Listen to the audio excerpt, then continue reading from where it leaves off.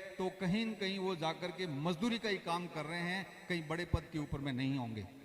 तो ये हमें चाहिए कि हम इस प्रकार की चीजें हमारे पेट को गांठ दे करके, हमको एक ड्रेस से काम चलना है तो चलाओ, एक रोटी से जगह सवा रोटी करने की जरूरत नहीं है, आधी करनी पड़े तो करो, परंतु पेट में गांठ बांध लो, परंतु बच्चों की अच्छी शिक्षा की व्यवस्था जरूर करो।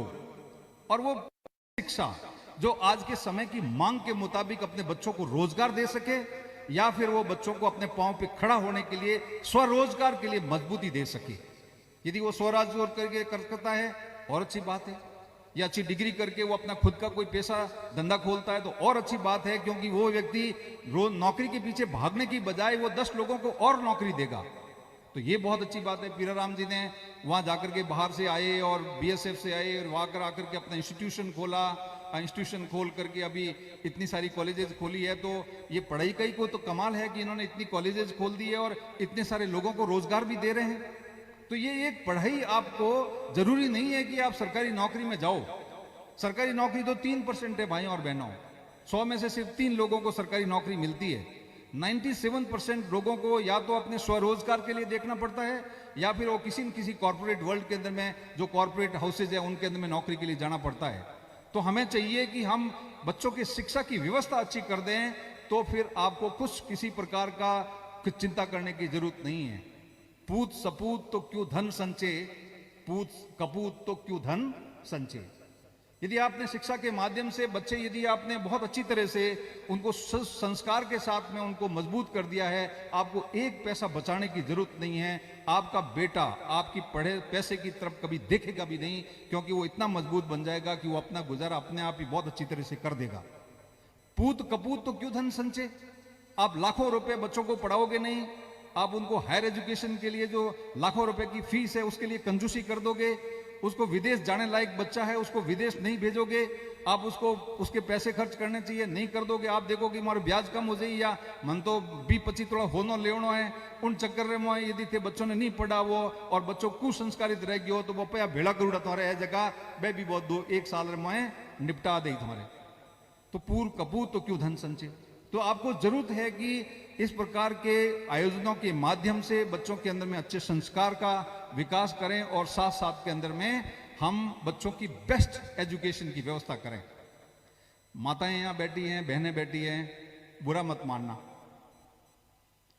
मैं माताओं और बहनों से जहां भी जाता हूं, मैं जरूर उनको कहता हूं कि आप ये सोना है ना, एक गोल्ड, इस सोने से मोह तोड़ दो, इस सोने से मोह तोड़ दो। मैं आपको बताना चाहता हूं, आप मेरी गारंटी के साथ में ले लो, आपने 20-25 तोला सोना बना लो और उसको दूसरे दिन वापस पिघला करके आप किसी को दे दोगे, तो उसके अंदर में 30% सोना, आपका 30% सोना गायब है। आप 10 तोला सोना ले लोगे, उसको पिघला करके तीसरे दिन मार्केट के अंदर में चले जाना, आपको वो 7 तोले का सोना मिलेगा। 7 तोला गारंटी नहीं, मैं लिख करके दे सकता हूं, क्योंकि मैं भुगतभोगी हूं, मैंने खुद ने देखा है। अब वो 10 तोला सोना और उसका 3 तोला चला गया। 3 तोला का मतलब है कि 75,000 रुपए का तोला है, और मतलब आपका 2.25 लाख रुपए का तोला तो आपने जिस दिन गले में पहन लिया उसी दिन का गायब है।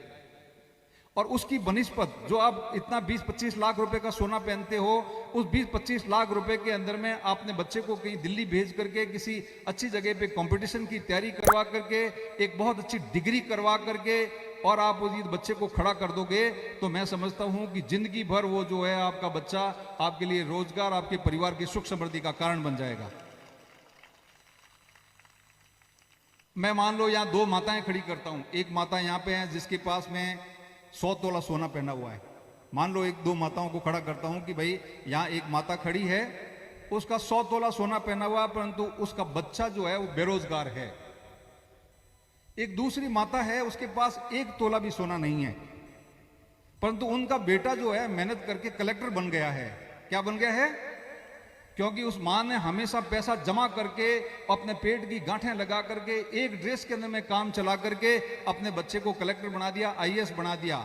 आप ईमानदारी से बताना कि कौन सी माता का ज्यादा सम्मान करोगे आप? कौन सी माता का ज्यादा सम्मान करोगे आप?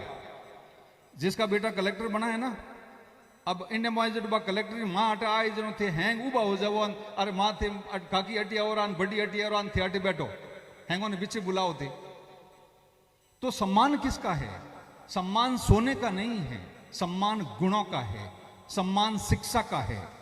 तो आपको यदि शिक्षा के माध्यम से यदि अपने परिवार के अंदर में यदि कोई परिवर्तन ला सकते हो तो ये बहुत जरूरी है कि हम इस प्रकार से बच्चे क्रिएट करें, गांव के समाज के लोग जो है अपने बच्चों को आगे पढ़ने के लिए भेजें। हम कंजूसी करते हैं बच्चों की पैसा पढ़ाई करने के खर्च करने के लिए। मेरे पिताजी के पास में भी पैसे नहीं थे, मैं आगोड़े गांव का रहने वाला हूं और जब मैं पढ़ने के लिए जोधपुर आया था तो पिताजी के पास पैसे नहीं थे, उधार लेकर के मेरे को जोधपुर भेजा था। परंतु मैं उन माता और पिताजी को मैं इतना रात दिन में उनके मेरे चमड़े के मैं जूते बना करके भी उनको पहना दो तो अभी उनका फर्ज कभी नहीं पूरा कर सकता, कभी पूरा नहीं कर सकता हूं। तो हमें चाहिए कि हम शिक्षा के माध्यम से इस प्रकार की चीजें करें।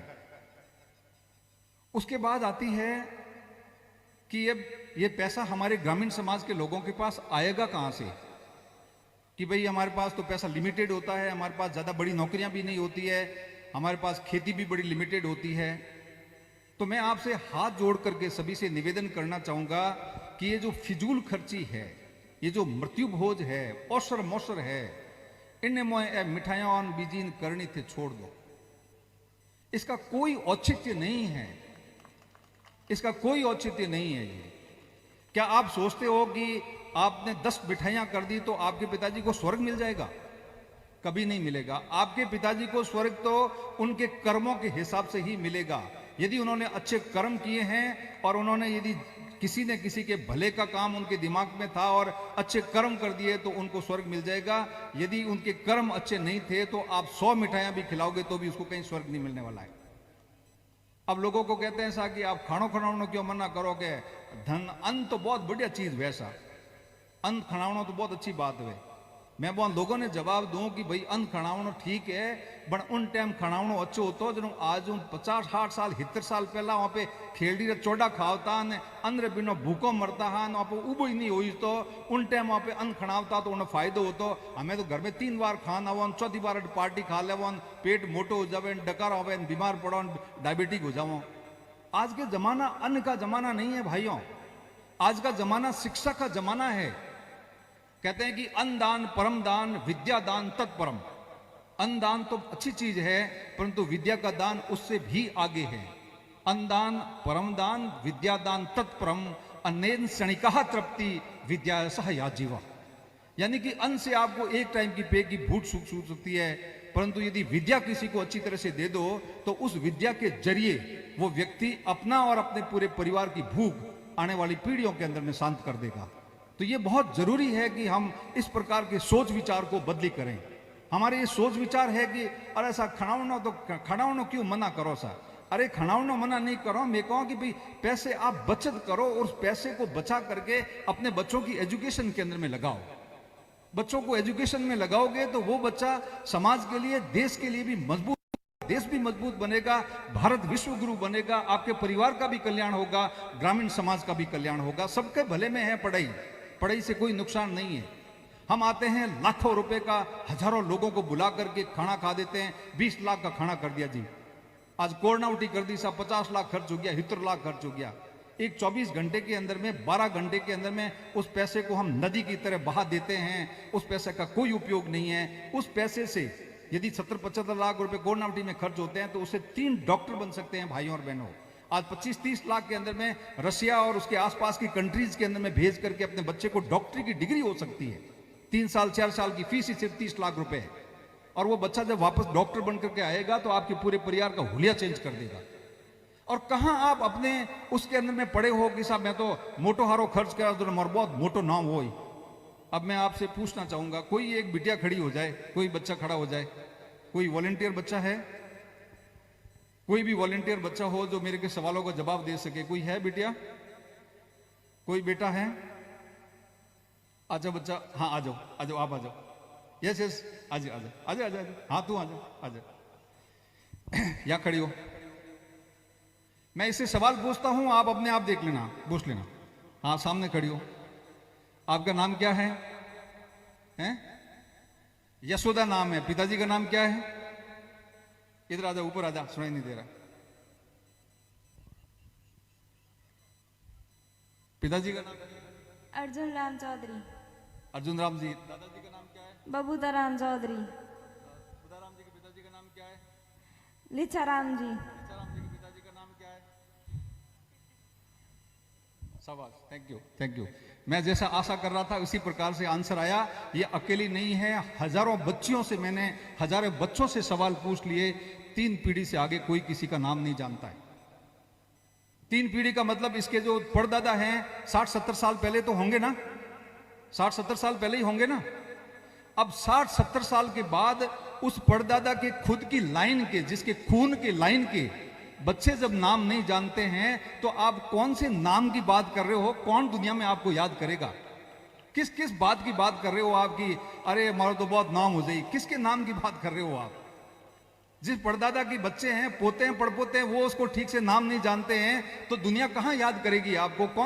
कौन से भ्रम के अंदर में हो आप?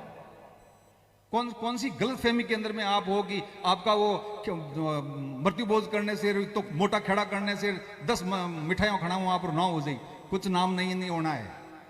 लोग घूम करके खा के चले जाएंगे और कहेगा इनमें तो मीठो हकरो को तो नहीं, लूण हकरो को तो नहीं, अच्छा खणा दियो, अरे ओ इन्हें तो घणी है पे आवे वाटी मिन कर करूड़ा ठोकुड़ा है, इन्हें तो बट इन्हें रिश्वतरा पे आउड़ा है, इन्हें तो ठेकेदार होतो जो को सरकारी पे रोड को कच्ची बनापुरी खा गयो, इन फीसों हली लीली जन खा गयो, एड़ी बातों कर पुरान जाई पाचा मिने। आपको ये सब चीजें करने की आवश्यकता नहीं है। आपको सिंपली उस पैसे को बचा करके अपने बच्चे की यदि एजुकेशन बहुत अच्छी तरह से कर देते हो और बच्चा बहुत ऊंची जगह पे पहुंच जाता है तो आपके 7 पीढ़ियों तक नाम हो जाएगा। आपने गुलाराम जी बेंदा का नाम तो जरूर सुना होगा, रतगुड़िया वालों का हर एक आदमी जानते हैं। बलदेवराम जी मिर्दा का नाम तो जरूर सुना होगा। और ये पता नहीं कितने आज 100-150 साल पहले हुए थे वो, और आने वाले हजारों साल तक भी उनका नाम चलता रहेगा। क्यों? क्योंकि उन्होंने कुछ किया समाज के लिए, अपनी शिक्षा के माध्यम से किया, लोगों की भलाई के लिए किया। करना है तो किसी बच्चों को उसी पैसे से, गांव के 2-4 बच्चों को आप गोद में ले लो पढ़ाने के लिए, उनको आप कुछ न कुछ अच्छा पद पे पहुंचा दो, तो वो बच्चे जो आपके खुद के जो बच्चे हैं उन बच्चों से भी ज्यादा आपको रिस्पेक्ट करेंगे। वो मरते दम तक याद करेंगे कि साहब हमारे गाँव रा फलाना साहब होता है जो वो आप रुपये बच्चा पर आप टाबरों ने खुद ने पढ़ाया, ज्यों मोने पढ़ाया, आज मैं इन जगह माता हूँ भाई आप घर में थोड़ी मूर्ति लगा पर थोड़ी पूजा करी, रोजना तो अगरबत्ती करी। तो आपको ये पैसा जो है ये फालतू के अंदर में बहाने का जगह पे आपको शिक्षा के अंदर में खर्च करने की आवश्यकता है भाइयों और बहनों। यदि आप ऐसा नहीं करते हो तो ये भारत की जो इकोनॉमी है, भारत का जो अर्थशास्त्र है, भारत की जो रुपीज है, ये जो पैसा है भाइयों और बहनों, आपके जो हाथ के अंदर में जो करेंसी है, ये जो पैसा है वो सिर्फ आपका पैसा नहीं है। कहीं आप ये मत सोच लेना कि 100 रुपया जेब में मारे है जो कि मारा पया है। नो, ये भारत की राष्ट्रीय करेंसी है भाइयों और बहनों, ये भारत की राष्ट्रीय मुद्रा है। उस मुद्रा को उसी जगह पे खर्च करना चाहिए जिससे राष्ट्र को उससे कोई न कोई फायदा हो। यदि आप राष्ट्र के निर्माण के लिए, राष्ट्र के विकास के लिए इस पैसे को खर्च नहीं करते हो तो आप बुद्धिमत्ता का काम नहीं कर रहे हो। कहीं न कहीं आप एक इररेस्पॉन्सिबल आदमी का काम कर रहे हो, जो एक ना गैर जिम्मेदाराना व्यक्ति होता है, वो पैसे को ऐसे ही फेंक देता है। भारत की राष्ट्रीय मुद्रा को आप ऐसे ही पानी के अंदर में बहाने का काम कर रहे हो, क्योंकि आप राष्ट्रीय राष्ट्रीय मुद्रा से देश को कोई विकास नहीं हो रहा है। अब आप कहोगे साहब कि मैंने कई लोगों को कहा कि साहब ये बड़े बड़े आयोजन का वो ऐसा, वो तो बड़े बड़े आयोजन का सारा बिजनेस वैसा टेंट वाले करने पर जाए, सब फ्लोने करने जाए, यूँ जाए, और वो तो पे तो इतना लोगों कने पहुंचे ऐसा खानो हलो करो तो पर हला पया गाँव रे में भी आवे ऐ लोग दुकान वाला कटी जाए ने, ए कटे जाए, बैंड बाड़ वाला कट जाए, एक कैमरा वाला कट जाए। आप सोचते नहीं हो, आप समझते नहीं हो, इसलिए ऐसी बातें कर रहे हो।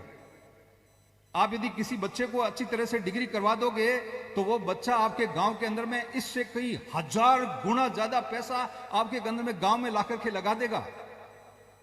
आप एक जो पढ़े लिखे बच्चे पीछे खड़े हैं उनसे मैं पूछना चाहूंगा कि जो इंदिरा नूई है, जो पेप्सिको की सीईओ है, ये जो सुंदर पिचाई है, जो जी इसका गूगल का सीईओ है, इनकी तनख्वाहें आप सुनोगे तो आपको मुंह खुला का खुन का रह जाएगा। इंदिरा नूई की तनख्वाह 250 करोड़ रुपए पर पर मंथ है, 250 करोड़ रुपए पर मंथ। यानी कि एक दिन के अंदर में उसकी तनख्वाह को हिसाब किताब लगाओगे तो तकरीबन कितने 8 करोड़ के आसपास लगेगी। 7-8 करोड़ रुपए पर डे की तनख्वाह है उसकी। सुंदर पिचाई की तनख्वाह 1800 करोड़ रुपए प्रति वर्ष है, यानी कि 150 करोड़ रुपए प्रति मंथ है, यानी कि 5 करोड़ रुपए प्रति दिन है। इस प्रकार की, और ये कोई बाहर से थोड़ी टपके हैं, उनके माँ बाप ने उनके ऊपर में पैसा खर्च किया है, उनको अच्छी जगह पे भेजा है। उन्होंने कोई अपने जेब से भी नहीं किए, वो समझदार थे। उन्होंने सरकार से लोन लेकर के उनके बच्चों को विदेश में भेजा था। सरकार से लोन लेकर के वर्ल्ड की जो टॉप मोस्ट यूनिवर्सिटीज है उनके अंदर में बच्चों को भेजा। जब बच्चे वापस आए तो धीरे धीरे करते करते आप ऐसे बच गए। आप एक महीने की 150 करोड़ रुपए या इस प्रकार के आयोजन करके समाज के अंदर में आप कभी भी ला ही नहीं सकते, पूरे साल नहीं ला सकते। आपके गांव का ऐसा बच्चा 150 करोड़ रुपए एक महीने के अंदर में लाके गांव में छोड़ देगा। 250 मतलब 1800 करोड़ रुपए पर ईयर का छोड़ देगा। पता नहीं गांव के अंदर में क्या क्या सुविधाएं क्रिएट कर देगा, पता नहीं कैसे कंप्यूटर सेंटर बना देगा, पता नहीं कितने लोग उसके जरिए से आपके नौकरियों में लग जाएंगे, स्वरोजगार पे लग जाएंगे। तो हमें चाहिए कि हम अपने एजुकेशन के अंदर में जो इन्वेस्टमेंट है, एजुकेशन के अंदर में हम जो अपना पैसा लगाना है वो ज्यादा से ज्यादा लगाना चाहिए। उसके अंदर में किसी प्रकार की कोई कंजूसी नहीं करनी चाहिए। हमें अपनी जितनी हिम्मत है उससे भी आगे बढ़ करके कर लेनी चाहिए। मैं भी इसी एरिया का हूं। आसपास के अंदर में लोगों को अफीम खा करके, डोडा खा करके, मृत्युभोज करके अपनी जमीनें बेचते हुए देखा है। और एक नहीं, मैं कम से कम 50 एग्जाम्पल आपको बता दूं कि उन्होंने अपनी डोडे खा के, अफीम खा करके, मृत्युभोज करके और अपनी जमीनें बेच दी। और मैंने आज तक एक भी ऐसा व्यक्ति नहीं देखा कि उसने अपनी बच्चे की पढ़ाई के लिए 1 बीघा भी किसी व्यक्ति ने जमीन बेची हो। एक भी आदमी मेरे पास में सामने नहीं है कि अपने बच्चे की पढ़ाई के लिए 1 बीघा भी जमीन किसी ने बेची हो। और मैं आपको गारंटी के साथ कह सकता हूं, यदि कोर्ट के स्टाम्प पेपर पे लिख लेना चाहते हो तो मैं आपको लिख करके देता हूं। किसी व्यक्ति ने यदि अपने बच्चे की पढ़ाई के लिए 1 बीघा जमीन भी बेच दी और उसको शहर के अंदर में, दिल्ली के अंदर में बिठा दिया, वो क्लास 1 गेजेटेड ऑफिसर से नीचे वापस गांव के अंदर में कभी नहीं आएगा। क्यों? क्योंकि उसके ऊपर में इतना प्रेशर रहेगा कि मारे माँ बाप तो हमारे रास्ते जमी बेच दी और अब मैं पढ़े ठीक ठाक नहीं करूं तो मारूं, कोई बेकार आदमी नहीं वेला, तो उसके ऊपर में इतना फोर्स हो जाएगा, वो इतना उसके ऊपर में प्रेशर हो जाएगा कि वो बच्चा रात दिन पढ़ाई करता रहेगा और वो एक दिन वो मुकाम हासिल करके आपके सामने गांव के अंदर में आएगा। मैं जब 8वीं से 9th पढ़ने के लिए जोधपुर जा रहा था तो हमारे एक लुम्बा बाबा जी हैं, बाबा जी हमारे हैं जो मेरे पिताजी के रिश्ते के अंदर में वो बड़े लगते हैं, तो बाबा हैं हमारे। वो हमारे पिताजी की बहुत हितैषी थे, हमारे पिताजी की बहुत वो देख रेख करते थे कि भाई, मेरे पिताजी अकेले भाई थे तो बाबा मेरे पिताजी का हमेशा ऊपर आशीर्वाद रखते थे कि भाई वो नैन जी है जगह एकला आदमी है और थोड़ा सपोर्ट करो, मदद करो। तो मैं जब मेरे पिताजी मेरे को लेकर के जा रहे थे तो जुलाई का महीना था और उनके सिर के ऊपर में ऐसे कंधे के ऊपर में पानी का घड़ा था, वो खेत के अंदर में सूड़ करने के लिए जा रहे थे। तो मेरे पिताजी मैं साथ में निकल रहे थे तो बाबा सामने आके दिखे। बाबा ने मेरे पिताजी से पूछा कि और छोरन लेन कट जाओ थे। तो मेरे पिताजी ने कहा कि बच्चे को जोधपुर में भर्ती करवाना है पढ़ाने के लिए। तो बाबा ने कहा है कि जोधपुर में क्यों भर्ती करा रहा है, ये छोरा कहीं वो फिल्में देखने लग जाएगा, बिगड़ जाएगा, तू अकेला आदमी है, तू इधर से उधर से पैसे करके कर रहा है, तेरे को ये डुबो देगा ये लड़का। ये बाबा के, इसका मतलब ये नहीं है कि बाबा हमारे कहीं दुश्मन थे, बाबा हमारे हितैषी थे, बाबा हमारे चाहने वाले थे कि भाई मेरे पिताजी का कहीं न कहीं नुकसान नहीं हो जाए। वो जो मैं 8वीं में पढ़ा हुआ था तो इतना बड़ा तो हो रखा था मैं, मेरे कान के अंदर में ऐसे ठुस गया जैसे किसी ने एक शीशा लगा दिया। मैं जोधपुर में गया, पढ़ाई करने लग गया और जब मैं कहीं पर भी कोई जो इधर उधर में कई पार्टियां वार्टियां होती थी, फिल्म देखने के लिए हॉस्टल के दूसरे बच्चे जाते थे, मैं कभी नहीं जाता था। मैं सोचता था कि यदि मैं फिल्म देखने के लिए चला गया, मैं रास्ता भटक गया तो मेरे पिताजी को बाबा कल कहेंगे कि मैं कहो नहीं तो यूं और छोरे नोट मिले और गांव के बाकी बच्चों के रास्ते बंद हो जाएंगे, गांव के दूसरे बच्चों के रास्ते बंद हो जाएंगे। यदि मैं सर्विस पे नहीं लगा तो गांव के दूसरे बच्चों को भी कोई गांव के अंदर में पढ़ने के लिए नहीं भेजेगा कि पढ़ने के लिए तो वो गयो नैनजी छोरो जो को वो की नौकरी लागू को नहीं, वो बिगड़ परो पाछो आयो परो कहीं कॉमरो को नहीं। तो मैंने मेहनत की और मैं आपके सामने खड़ा हूं आज। तो मैं समझता हूं कि यदि आप बच्चों के ऊपर में विश्वास करते हैं यदि आपके पास पैसा नहीं है, जमीन बेच करके यदि अपने बच्चों को पढ़ाई के लिए अच्छी जगह पे भेजते हैं तो बच्चे आपको कभी भी निरुत्तर नहीं करेंगे, कभी भी बच्चे आपको हताश नहीं करेंगे। आप बच्चा यदि कहता है कि पापा मुझे पढ़ना है, तो आपको किसी भी तरीके से, चाहे लोन लेना पड़े, चाहे आपको आधी रोटी खानी पड़े, चाहे आपको गहना रखना पड़े, कहीं पे आपको किसी से उधार लाना पड़े, बच्चे की पढ़ाई के लिए कभी भी किसी प्रकार का कोई कंप्रोमाइज नहीं करना चाहिए। आप एक खेत के अंदर, एक गांव के अंदर में मौत होती है, उस परिवार का बच्चा शहर में पढ़ने के लिए जाता तो आप फट करके मना कर देते हो कि पैसे नहीं है, और मौत होती है तो आप 10 लाख रुपए खर्च कर देते हो। कहां से आता फिर आपके पास पैसा? 10 लाख रुपए खर्च कर देते हो और बस बैठ करके अफीम चल रहे हैं, डोडे चल रहे हैं, बस वो 5 पकवान चल रहे हैं, मिठाइयां चल रही है, जैसे कि यहाँ कोई मौत हुई नहीं है। यहाँ तो खुशी का माहौल है, यहाँ तो पता नहीं क्या शादी होने वाली है, क्या पता नहीं वो डोकरो मर गयो तो मौज आ गई, मजा हो गयो। मतलब इस प्रकार की बैठ करके हमारे मुंह में पानी आ जाता है। हम मौत को, मतलब हम इतने संवेदनहीनता आ गई हमारे अंदर में इतनी संवेदनशीलता नहीं है कि हम मौत को भी त्योहार के रूप में कन्वर्ट कर देते हैं। उसमें भी हमें बिल्कुल शर्म नहीं आती है कि यार यहाँ तो मौत हो रखी है, इसके बच्चों का क्या हालचाल होगा, हम यहाँ बैठ करके मिठाइयाँ कैसे खा सकते हैं, मौत के ऊपर में मिठाई कैसे खा सकते हैं अपन? यार इंसान है, कम से कम एक पशु मर जाता है तो उसका पड़ोसी जो पशु होता है वो 3 दिन तक चारा नहीं खाता है, पानी नहीं पीता है, और हम इंसान मरने के बाद और 5 पकवान खाने शुरू कर देते हैं। हमारी मानवीय संवेदनाएं ऐसे गिर कैसे गई है, हमारी मानवीय संवेदनाएं ऐसे मर कैसे गई है, मुझे तो कुछ समझ में नहीं आता है। या तो उसको कोई जागृत करने वाला नहीं है, और या फिर जो हम लोग हैं अपने आंख बंद करके जो ढर्रा चलते आ रहे हैं। हमने अपनी इस 50 साल के अंदर में जो शिक्षा प्राप्त की है उसका कोई फायदा नहीं उठाया है। हमारी संवेदनाएं हैं इस शिक्षा के माध्यम से मर चुकी है। इस शिक्षा के माध्यम से हमारी संवेदनाएं जिंदी होने चाहिए थी। इन शिक्षा के माध्यम से दूसरों के प्रति हमारे करुणा पैदा होना चाहिए थी, दूसरों के दुख दर्द के अंदर में हमको साथ होना चाहिए था। उसे आदमी को उसके घर के अंदर में खाना नहीं बने, चूल्हा नहीं जले, हमने पड़ोसियों ने ला करके उसके यहाँ पे खाना खिलाना चाहिए था, और हम उसी को लूटने बैठ गए। ये कहां का न्याय है? क्या हम कर रहे हैं? किस तरफ में जा रहे हैं? क्या हमें कभी सोचा है कि हम किस तरफ में जा रहे हैं? इस प्रकार की चीजों के ऊपर में हमें विचार करने की आवश्यकता है। और साथ के अंदर में विज्ञान के माध्यम से जब तक आप अपने बच्चों के अंदर में ये जो भोपा और ये जादू और टोना वगैरह, ये आज डेरा लग गया और आप वो भूत प्रेत आ गया, ये सब माताएं बहनों को मैं हाथ जोड़ के कहना चाहता हूं कि ये जो डेरा और ये जो भूत प्रेत और ये भोपा वाला काम है ना, ये सिर्फ एंड सिर्फ अनपढ़ लोगों में क्यों होता है? पढ़े लिखे लोगों को भोपा क्यों नहीं आता है? पढ़े लिखे लोगों को उनको भूत क्यों नहीं लगता है? मेरे को तो कोई भूत नहीं लगता आज तक। और किसी में कोई हिम्मत है, कोई खड़ा है तो मैं आपके सामने खड़ा हूं, भूत लगा के देखे मेरे को, मैं उसको यहां खड़े खड़े 11,000 का इनाम दे दूंगा। कोई मेरे को निजर लगा के देखे, मैं उसको 11,000 का यहाँ खड़े खड़े इनाम दे दूंगा। मैंने कहा ऐसा निजर लाग जावे, भाटो फाड़ देवे निजर। अरे मैं सामने खड़ा हूं ना, मेरे को फाड़ो ना यार, मैं सामने खड़ा हूं, 11,000 रुपये अभी पॉकेट में आपको अभी इनाम दे दूंगा। ये सब अनपढ़ लोगों के दिमाग के अंदर में किसी न किसी ने ऐसा गहरा घर कर दिया है कि बिल्कुल इस प्रकार की चीजें जो है वो बिल्कुल बिना सोचे समझे हम एक जनरेशन से दूसरे जनरेशन की तरफ में भेजते जा रहे हैं। अपने बच्चों को भी इसी प्रकार से शिक्षा दे रहे हैं कि सा वो भोपो लाग जावे, इन्हें भूत लाग जावे, इन्हें तो डेरो लाग जावे, इन्हें निजर लाग जावे। क्या निजर लगती है? क्या मतलब मेरे को कुछ समझ में नहीं आता है कि क्या चीजें होती हैं ये सब चीजें। मैं तो आज 57 साल का हो गया हूं, मेरे तो ना नजर लगी, ना कोई भोपा लगा, ना कोई भूत लगा। ये भोपे वगैरह होते हैं, ये आधी टाइम तो ठीक से स्नान नहीं करते हैं। हम लोग दिन में 3 बार स्नान करते हैं और उनके अंदर में तो भगवान आया नहीं, और वो जो बिल्कुल उसके शरीर से बदबू आ रही है उसके अंदर में भगवान आ गया। कहां से भगवान आ गया? क्या मेरे को तो समझ में नहीं आता है कि कहां से भगवान आ जाता है। ये जो जितने भी बड़े जो है ना, जो आसाराम बापू जैसे लोग जो जेल के अंदर में सड़ रहे हैं, वो माताओं बहनों को एक्सप्लॉइट करते हैं। वो अकेले के अंदर में औरतों को अपने पास में बुलाते हैं, उनका हाथ पकड़ते हैं और आप उनके साथ में गंदी हरकतें करते हैं। जब तक ये ठीक कैसा नहीं होगा?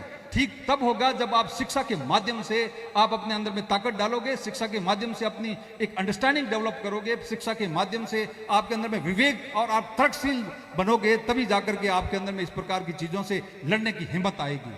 आज की पढ़ी लिखी लड़कियां इस प्रकार का चीज के अंदर में सामना करती है कि माँ ये ठीक नहीं है, बट वो पुरानी जो है ढर्रा चला आता है तो उसी के अंदर में चला आ रहा है। तो हमें चाहिए कि हम वैज्ञानिक शिक्षा को अपने समाज के अंदर में लाएं, ग्रामीण समाज आगे बढ़े, क्योंकि भारत की आत्मा गांव में बसती है। 70% पॉपुलेशन अभी भी गांव के अंदर में रहती है।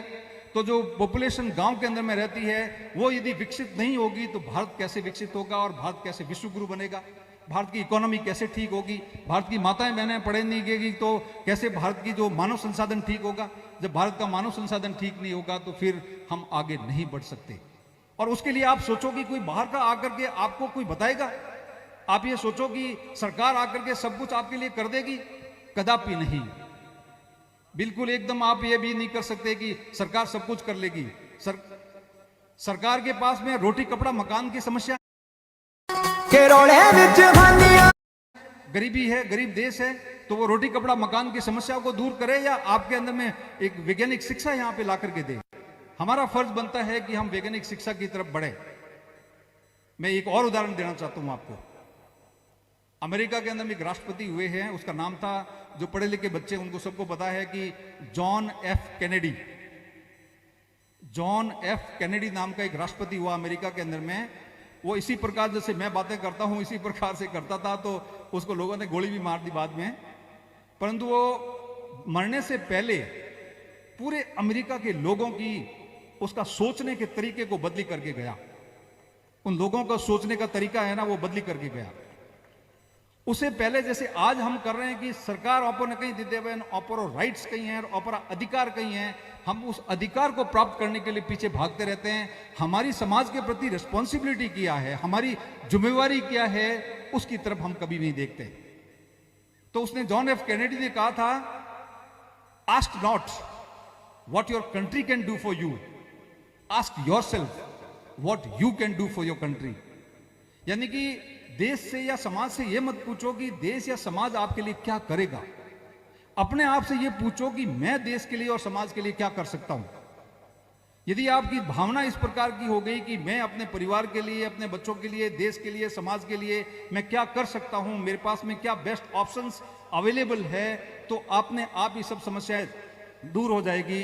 क्योंकि आपका कर्तव्य परायण व्यक्ति बन जाओगे और आपके कर्तव्य के अंदर में ही आपकी राष्ट्रीयता निहित है। यदि आप इस देश की सेवा नहीं कर सकते तो आप इस देश के नागरिक कहलाने के हकदार नहीं हैं। आप इस समाज के व्यक्ति हो, समाज की सेवा नहीं कर सकते तो आप समाज के व्यक्ति कहलाने के हकदार नहीं हो। आप एक परिवार के व्यक्ति हो, आप एक परिवार की सेवा नहीं कर सकते तो उस परिवार का व्यक्ति कहलाने का कोई आपको हक नहीं है। आपकी सेवा के अंदर में ही आपकी राष्ट्रीयता निर्धारित है। तो आपको इस प्रकार की भावनाओं के साथ में आगे बढ़ना चाहिए और हमको शिक्षा के ऊपर में ध्यान देना चाहिए। कुरीतियों के ऊपर में जो इतनी कुरीतियां हैं समाज के अंदर में फैली हुई, उनको दूर करना चाहिए। मैंने एक सिर्फ मृत्यु भोज का बताया आपको। मृत्यु भोज के अंदर में मैंने जहां जाता हूं पूछता हूं लोगों को कि भी एक मृत्यु भोज के अंदर में कितना पैसा खर्च होता है, तो लोग कहते हैं हाँ आप बेटा हो सकता एक मोहतरे माते कितो खर्च हुए, कोई बताओ कितना? 5 लाख रुपए खर्च होते हैं। एक गांव में एक साल में कितना लोग मरे, कितना तकरीबन बताओ थे? 10 तो वे 10 तो मान सको पे एक गांव में 10 आदमी एक साल में डेथ हुए और उन्हें 5 लाख रुपया एक आदमी रे माते मोहतरे माते खर्च हुए, तो इन्हें मतलब 50 लाख रुपया एक गांव रे माए मृत्यु भोज रे माए खर्च हुए, 50 लाख रुपया। अब जोधपुर जिले के अंदर में 1835 गांव में भाइयों और बहनों, इस 50 लाख को 1835 से गुणा करेंगे तो 700 करोड़ रुपए होते हैं। 700 करोड़ से भी ज्यादा पैसा होता है, 700 करोड़ रुपए। उस 700 करोड़ रुपए से वर्ल्ड की जो टॉप मोस्ट यूनिवर्सिटी है, ऑक्सफोर्ड, हार्वर्ड, कैम्ब्रिज, ऐसी जैसी यूनिवर्सिटी जो आईवी लीग यूनिवर्सिटीज है, नॉर्थ यूरोपियन की जो टॉप मोस्ट वर्ल्ड की यूनिवर्सिटीज है, नंबर 1 यूनिवर्सिटी 700 करोड़ के अंदर में खड़ी हो सकती है। और उस यूनिवर्सिटी के अंदर में जब बच्चे पढ़ के जाएंगे, पूरी दुनिया के ऊपर में राज करेंगे। कितना पैसा आपके गांव के अंदर में वापस आ जाएगा, कितना शहर के अंदर में पैसा आ जाएगा। हम बिना सोचे समझे उस पैसे को खर्च कर रहे हैं और वो पैसे का कोई हिसाब किताब नहीं है, उस पैसे को बर्बाद कर रहे हैं। ये तो सिर्फ एक मृत्यु भोज का बताया। उसके बाद में पता नहीं तीज और पता नहीं हुर्ज पूजना और पता नहीं क्या क्या जगराता लेना और वो करना, 1000 2,000 लोगों को। भाई आस्था है, बिल्कुल ठीक है, अच्छी बात है, बच्चों को संस्कार करने के लिए ये भी जरूरी है, परंतु एक लिमिटेड लोगों को, परिवार को इकट्ठा करके भी तो आस्था की जा सकती है। क्या जरूरी है कि आपने 5000 लोगों को, 2000 लोगों को बुला करके खाना बर्बाद करते हो, पैसा खर्च करते हो, प्रकृति का दोहन करते हो, प्रकृति के ऊपर में भार डालते हो। तो हमें चाहिए कि हम इस प्रकार की कुरीतियों के अंदर में जो फालतू के खर्चे हैं उसको बंद करें, शिक्षा के अंदर में इन्वेस्टमेंट करें, समाज के अंदर में साइंटिफिक सोच डेवलप करें, और इस प्रकार से हमने बच्चों की जो इस प्रकार के आयोजन करके संस्कारों के साथ में अच्छी शिक्षा की व्यवस्था करके वैज्ञानिक सोच के साथ में जब हम आगे बढ़ेंगे तभी जाकर के हमारे देश का और समाज का कल्याण होगा। अंत में एक बात और आपको जाते जाते बताना चाहता हूं। हम ग्रामीण समाज हैं। ग्रामीण समाज के अंदर में सभी जाति और धर्म के लोग रहते हैं। पिछले कई सालों से हमने इन जातियों और धर्मों के बीच में इतनी दीवारें खड़ी कर दी है कि वो एक दूसरे के एक तरह से लगते हैं कि पता नहीं वो कहां से आ गया है। यदि हम इस दीवारों को ऐसे ही मजबूत होने देंगे, हमारे आने वाली पीढ़ियां हमको गालियां देगी। आने वाली पीढ़ियां कहेंगे कि पर कहीं बूढ़िया होता जो को कहीं आप कबाड़ो करन गया अटे अटे बारे जाओ तो ओ खवन ने दौड़ेन, अटीन जाओ तो ओ खवन ने दौड़ेन, इन्हें कहवे ओ जाति रो है, ओ कहवे इन धर्म रो है। इसके अंदर में उस आदमी को कहीं काम करने का अच्छा एनवायरमेंट नहीं मिलेगा। आने वाले जनरेशन्स को जहां जाएगा उसको जाति या धर्म की जो बाधाएं हैं उसके आधार के ऊपर में उसको जकड़ के रख दिया जाएगा। वो दूसरों के साथ मिक्सअप नहीं होगा, दूसरों के साथ घुलेगा मिलेगा नहीं। जब वो दूसरों के साथ में घुलेगा मिलेगा नहीं तो उसकी पर्सनैलिटी का डेवलपमेंट नहीं होगा। हमें चाहिए कि ये जो दीवारें खड़ी हो रही है, हम अपनी समझदारी से इन दीवारों को तोड़ करके हम इसके ऊपर में ब्रिज बनाने का काम करें, ताकि हम ग्रामीण समाज जो ओरिजिनल ग्रामीण समाज है, जो सबके दुख दर्द के अंदर में हम शामिल होते थे, सबके दुख दर्द में काम आते थे, वो इसी प्रकार का चाहे पड़ोसी कोई भी जाति या धर्म का हो, हमें कभी भी ये नहीं सोचना चाहिए कि वो तो मारो को नहीं जो मैं तो को जाऊं नहीं। जाना चाहिए, एक दूसरे के साथ में मेल मिलाप बढ़ाओ, एक दूसरे के साथ में हंसी खुशी से रहो, एक दूसरे का सहयोग करो। उन दूसरे की इंसान के अंदर में किसी प्रकार का फर्क नहीं होना चाहिए। सभी इंसान एक जैसे हैं। यदि हम इंसान के ऊपर में अत्याचार करते हैं तो इंसानियत का कत्ल करते हैं। हमें चाहिए कि हम जाति और धर्म से ऊपर इंसानियत को रखें और इस इंसानियत के आधार पर लोगों को देखना शुरू करें और इंसानियत को हमेशा जिंदा रखने के लिए प्रयास जारी रखें। इन्हीं शब्दों के साथ में मैं अपने शब्दों को विराम देना चाहता हूं। धन्यवाद। Thank you.